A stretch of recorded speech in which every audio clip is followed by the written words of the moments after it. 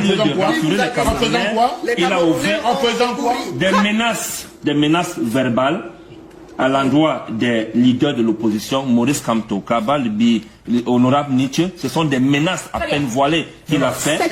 Il n'est pas dans la prise de position sur l'élimination de certains candidats à la fonction présidentielle. C'est un scandale qu'il faut condamner. Il faut condamner ça,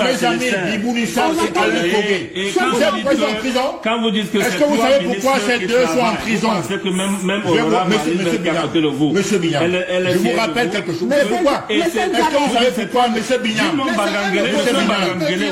Monsieur, qui a les états de service. Non, attendez, monsieur Bignan. Vous savez pourquoi? Alain Foga était... Monsieur Bignan, il n'y a aucune tontine. Je dis qu'il est dans son rôle. Alors, je vous dis que s'il parle de préservation de l'ordre, s'il parle de débordement, il est dans son rôle. Mais là, je ne peux pas accepter. Je ne peux pas accepter. Qu'il retire son mot. On ne peut pas analyser sur un plateau le rôle d'un ministre. On parle de tontine. La sortie de Mina est un trouble à l'ordre public. C'est-à-dire, il a jeté l'opprobre sur la place publique. C'est-à-dire, au lieu de rassurer les Camerounais, il a ouvert des menaces verbales à l'endroit des leaders de l'opposition, Maurice Kamto, Kabal, Honorable Nietzsche. Ce sont des menaces à peine voilées qu'il a fait.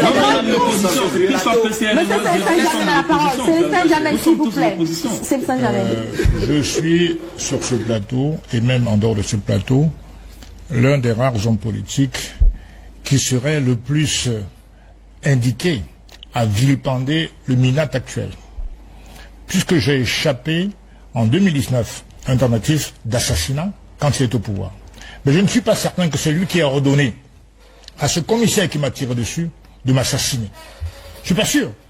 Et je pense que quand on veut régler les affaires du Cameroun, il faut le faire avec une certaine froideur objective et laisser de côté les détails. Vous n'allez pas voir un nomade et son chameau. Au lieu de discuter de la capacité du chameau à transporter les bagages, vous parlez de sa bosse. Non. Allons à l'essentiel. Qu'est-ce que le MINAT a dit sur le fond? Il parle de débordement, de désordre et de trouble. En ce sens, il joue le rôle de MINAT. Maintenant, nounou ou pas nounou, etc., l'accord de chez Fofou, pour moi, vraiment, c'est totalement, s'il vous plaît, pour moi, les nounous, l'accord de chez Fofou, c'est vraiment anecdotique. Non, ce n'est pas anecdotique. Sur le fond, quand il parle de rappel à l'ordre pendant les campagnes présidentielles ou municipales, est-ce qu'il en a le droit ou pas? C'est la question qu'on doit se poser. Moi, je réponds oui. Rappel à l'ordre, c'est un trouble à l'ordre public. Non, il rappelle. C'est une réunion. Pendant que le gouverneur tu m'as reproché de te couper la parole. Maintenant, tu fais pareil. Tu l'as fait sur Paul Achat tout à l'heure. Donc, je suis en train de dire ceci. Il y avait une réunion de gouverneurs avec une thématique précise. Et c'est sur ça que le ministre s'est prononcé. Encore une fois, je dis ceci. Il faut respecter la liberté fondamentale. Cabral Edmi a le droit d'attendre une décision de justice. Le tribunal de Marois a décidé une suspension de congrès en défaveur de M. Collin. Effectivement, malheureusement, il a outrepassé la loi et il a fait son petit congrès en catimini. Donc je pense que, de la même manière que Kawala a tenu bon, faisons confiance. Vous savez, tout à l'heure, le docteur, s'il vous plaît, c'est pas terminé. Donc il faut vous prenez mon temps de parole. La violation de la loi. Vous prenez mon temps de parole. Je dis que Cabral a le droit à se faire, il a le droit d'aspirer à une justice équitable et républicaine. Qu'est-ce que le droit dit par rapport au Congrès? Pourquoi le juge a suspendu? Parce que alors, la seule personne capable de convoquer... Je ne veux pas rentrer dans les détails. Je dis que Cabral est un homme de valeur. Il a le droit à ses libertés. On ne parle pas d'homme de valeur. On ne la parole. On parle de la loi. Je vous en prie. La loi, c'est ce que je suis en train de dire. Oui. Je vous en prie. Mais la justice, voilà, vous l'avez rappelé tout à l'heure, a gagné. Monsieur Saint-Germain, sortons du sujet. Je suis en train de sortir. La question que je vous posais, est-ce que cette sortie du ministre, comme l'a analysé certains militants de l'opposition, est-ce qu'elle est de nature à à donner des signaux positifs pour les élections qui arrivent? Est-ce qu'on n'est pas dans un contexte de menace? Est-ce que pour vous, vous avez dit il est dans son rôle, est-ce que pour vous c'est une sortie qui va pas influencer côté menace, côté sérénité du processus qui arrive? Dans ce gouvernement, il y a 3 ministres qui travaillent. Il y a le ministre de la Défense, M. Béti Assomo. C'est un département qui est quasiment irréprochable. Il y a M. Bangangele, qui est associé commande du gouvernement, qui fait du bon travail. Il y a M. Atangadi. Je suis désolé. Si le gouvernement pouvait travailler comme ces 3 éléments-là, ces 3 ministres, je pense que ce serait mieux. Je vais dire, moi je termine alors. Je vais répondre à votre question parce que là, ils m'ont pris mon temps de parole. Je termine en disant ceci. Vous savez, le décret de prorogation des élus, c'est d'abord le président qui le signe, ce n'est pas le ministre qui le signe. Et donc je répète par rapport à cela, que quand la thématique est basée sur la prévenance de l'ordre public, il est absolument dans son rôle. Les gens sont dans l'opposition manichéiste, et ce n'est pas normal. La sortie doit plutôt rassurer. Cette sortie est rassurée. Et rassure pour l'avenir. Alors, pendant 34 ans, pendant 33 ans, on a dit, qu'est-ce qu'on a dit? On a dit, bien Moscou, ça n'a pas fonctionné depuis 34 ans, ça ne fonctionne pas. Il faut donc avoir une reposition responsable, pas manichéenne. Ça ne donne rien du tout. Et donc, il faut attaquer le ministre sur les vrais sujets. Et je pense que si Cabral persiste, il pourra gagner son procès. 30 secondes, vraiment, Monsieur Bignam, 30 secondes et 30 secondes également, et puis on passe au deuxième sujet. Je dirais c'est le 5 la sortie du minable ne rassure pas, au contraire. Non, je suis désolé. Je suis désolé, vous n'acceptez pas. Monsieur Bignam, il n'y a aucune tontine. Je dis qu'il est dans son rôle. Alors, je vous dis que s'il parle de préservation de l'ordre, s'il parle de débordement, il est dans son rôle. On va prendre une transition. Je ne peux pas accepter. Il retire son mot. On ne peut pas analyser sur un plateau le rôle d'un ministre. On parle de tontine. La sortie de Milan est un trouble à l'ordre public. C'est-à-dire, il a jeté l'opprobre sur la place publique. C'est-à-dire, en faisant quoi? Il a ouvert des menaces verbales à l'endroit des leaders de l'opposition, Maurice Kamto, Kaba, honorable Nietzsche. Ce sont des menaces à peine voilées qu'il a fait. Il n'est pas la prise de position sur l'élimination de certains candidats à la fonction présidentielle. C'est un scandale qu'il faut condamner. Il faut condamner ça. Et quand vous dites que est-ce que vous savez pourquoi ces deux sont en prison? C'est que même honorable Monsieur Bignam, je vous rappelle quelque chose. Mais pourquoi? Est-ce que vous savez pourquoi, Monsieur Bignam? Dans un pays où les gens sont désespérés, dans un pays où les médecins, après leur sortie d'école, font 7 ans de chômage, dans un pays où il n'y a plus d'espoir à l'horizon, dans un pays où les gens sont quotidiennement dans la détresse, il n'y a rien d'étonnant que ces gens se retournent vers Dieu. Et ces hommes de Dieu, vraiment quelles que soient les obédiences religieuses, qui accueillent ces hommes, ces femmes, qui parfois pour eux jouent le rôle de psychologues, ces gens, il faut plutôt les remercier. Ces gens, il faut plutôt les gratifier, plutôt que de les menacer, plutôt que d'annoncer qu'on va les écraser, qu'on va les fermer. Non. Les églises, globalement, et les églises de réveil en particulier, jouent un rôle social important. Et tous ces hommes, toutes ces femmes qui se retournent vers Dieu, s'il n'y avait pas ce recours vers Dieu, que serait-il en fait? Peut-être des bandits, peut-être des agresseurs, peut-être des terroristes. Non. Ce n'est pas parce que les églises de réveil ne sont pas autant structurées, n'ont pas de socle de structuration globale, solide, comme certaines autres églises, qu'il faut penser que ces églises sont vulnérables et qu'on peut se lever un matin et les menacer comme on veut. Il y a des Camerounais comme moi. Moi, je suis représentant du peuple, donc représentant aussi des hommes et femmes qui vont à l'église, qui vont à la mosquée, qui cherchent Dieu. Et moi, je dis que des hommes comme moi, si vous vous levez pour fermer les églises, vous les trouverez dressés devant vous. Et en ce moment, j'agirai comme l'État doit agir. Parce que l'État, plutôt que de proférer des menaces, l'État doit protéger, l'État doit encadrer, l'État doit accompagner. Et c'est pour cela que moi, je dis ceci. Il y a deux choses qu'il faut faire, notamment pour les églises de réveil. Il faut les encadrer. L'État déjà, si moi un jour j'étais à la gestion des affaires, je ferais en sorte que dans ce pays, qu'il y ait une forme de certification officielle, une carte pastorale officielle, que l'État délivrerait à tous les hommes de Dieu de toutes les obédiences religieuses, afin que l'État tienne le fichier des hommes et des femmes de Dieu. Il faudrait aussi que l'État veille à la formation de ceux qui encadrent les croyants, parce que les églises sont des organisations. Et il y a un management des organisations. Ça s'apprend. La gestion des organisations, ça s'apprend. En lien notamment avec les lois et les mœurs de la République. Ça, c'est le rôle que l'État doit jouer. L'État doit encadrer, accompagner ces églises afin qu'elles se structurent, afin qu'il y ait une meilleure lisibilité de qui fait quoi, de qui est installé où, afin qu'il y ait un meilleur encadrement de la façon dont les uns et les autres vivent leur foi. C'est ce qui est attendu de l'État. Et c'est ce que moi je ferai. Je l'ai dit, une carte pastorale officielle pour tenir le fichier des hommes et des femmes de Dieu de toutes les religions du Cameroun et un encadrement de ces églises, une structuration de ces églises. Moi je vais vous dire, dans cet ouvrage, ce que j'ai vu, qui est l'ouvrage qui contient notre projet de société, voici ce que nous écrivons à la page 51. En effet, si le président de la République et les parlementaires communient avec Dieu, les lois seront naturellement justes parce que conformes aux principes de Dieu. Le service public dans son ensemble, notamment celui de la justice rendu par les magistrats, sera innervé par la loi divine.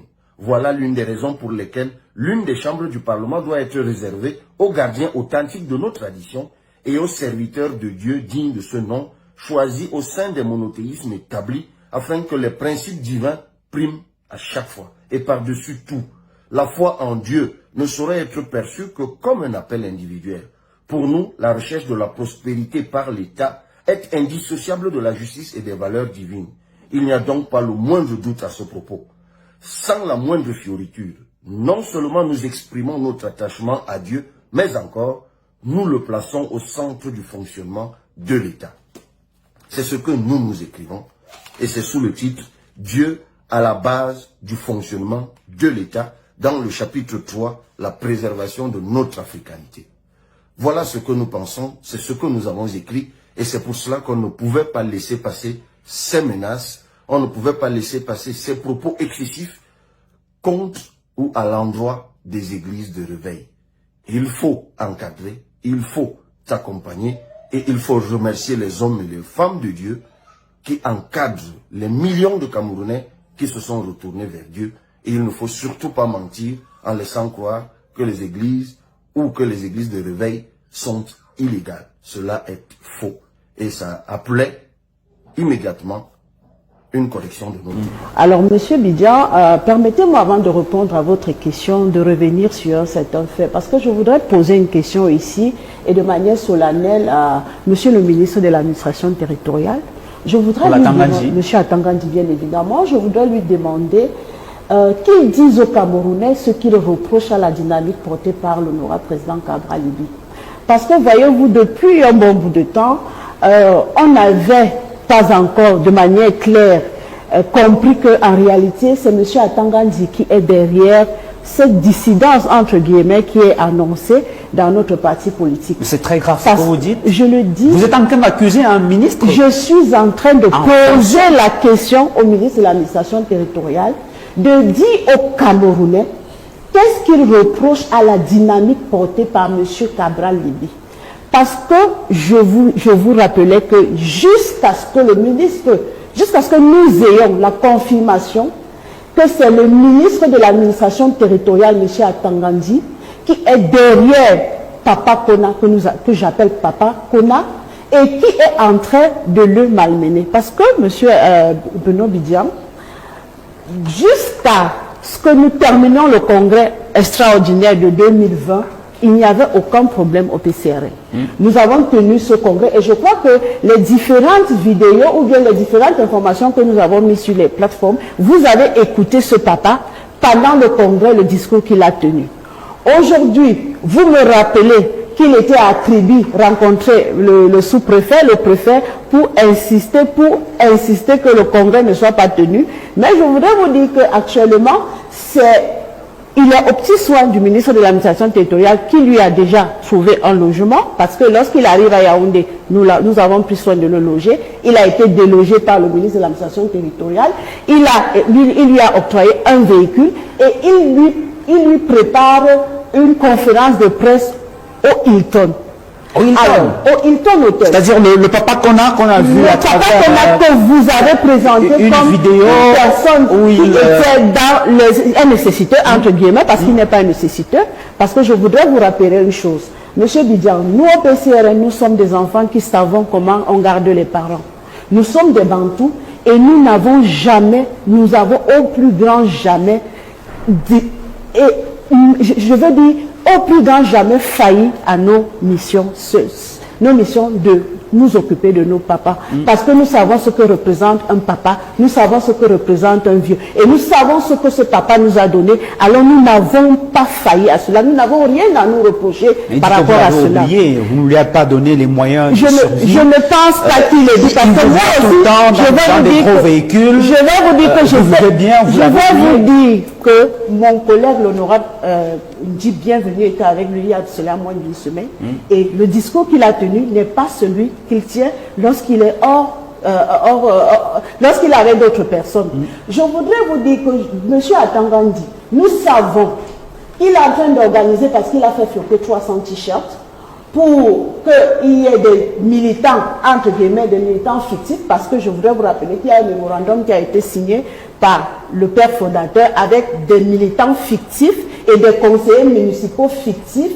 Tout cela a été préparé et élaboré au ministère de l'administration territoriale. Et nous savons donc qu'il a floqué 300 t-shirts pour mettre des 300 personnes à Kribi à partir du 15 décembre et les faire passer pour les militants du PCRN qui vont casser et détruire. Je dis non, monsieur le ministre, nous n'avons pas cédé à cela. Nous sommes un parti politique des Républicains. Nous respectons les institutions et les lois du gouvernement. Nous n'allons pas céder à cela. Je voudrais aussi rappeler, monsieur Bidjan, lorsque vous avez parlé de la saisine du tribunal de Kribi. Lorsqu'il a utilisé l'expression de nounous, à qui on confie un bébé et qui le lendemain voudrait s'en approprier. Je reviens sur une question de fond, peut-être n'y a pas pensé. Pour prendre un exemple, une image très forte, qui me permettrait, en utilisant la même hypothèse, de dire que le président Paul Biya, président national du RDPC, pourrait s'apparenter à une nounous à qui on a confié un bébé qui s'appelle l'UNC, parce qu'il faut le dire, lorsque le président Amadou a eu de regretter moi démission de ses fonctions de président de la République, le président Paul Biya, qui est le Premier ministre, n'est pas au comité central de l'UNC, il n'est pas dans le parti du tout, il est un administrateur plein. Il n'est pas dans le parti politique. L'UNC, des grandes personnalités de regretter mémoire qu'on appelle Aïssi Vondor, qui était secrétaire administratif, les Sengakour, les Moussa Yaya. Il y en a un qui est encore vivant aujourd'hui, qui a joué un rôle majeur pendant le passage de l'UNC au RDPC, M. Evembe Borgia. Il vient encore s'il nous écoute. Je voudrais vous dire, M. Evembe, j'espère que vous nous écoutez, c'est vous qui avez œuvré avec d'autres compatriotes pour le passage de l'UNC au RDPC. Est-ce que vous savez, d'après la théorie que nous avons sur le ministre de l'administration territoriale, qu'en réalité, le 24 mars 1987 à Bamenda, le jour de naissance officielle du RDPC, c'est-à-dire l'UNC devient le RDPC. Cela signifie quoi? On a changé le nom du bébé. On a changé le nom du bébé, tout simplement. L'acte de naissance, non? On a changé le nom du bébé. Ah ouais. Le bébé, je reste dans l'expression de bébé avec la nounours. Le bébé s'appelle UNC. Paul Biya a changé le nom du bébé, il l'a appelé RDPC. Le parti appartient à ceux qui ont mis sur pied l'UNC, c'est-à-dire Amadou Aïdjo et tous les noms que j'ai cités tantôt. On a volé leur bébé, le RDPC a volé le bébé, dont le premier nom, le nom originel s'appelle UNC. Monsieur Atangandi, vous êtes militant cadre d'une formation politique, dont le nom de baptême est issu d'un vol. Vous avez volé le bébé de l'UNC. Le RDPC est issu d'un vol. Donc, ce que vous dites concernant Cabral Libye, en fait, vous deviez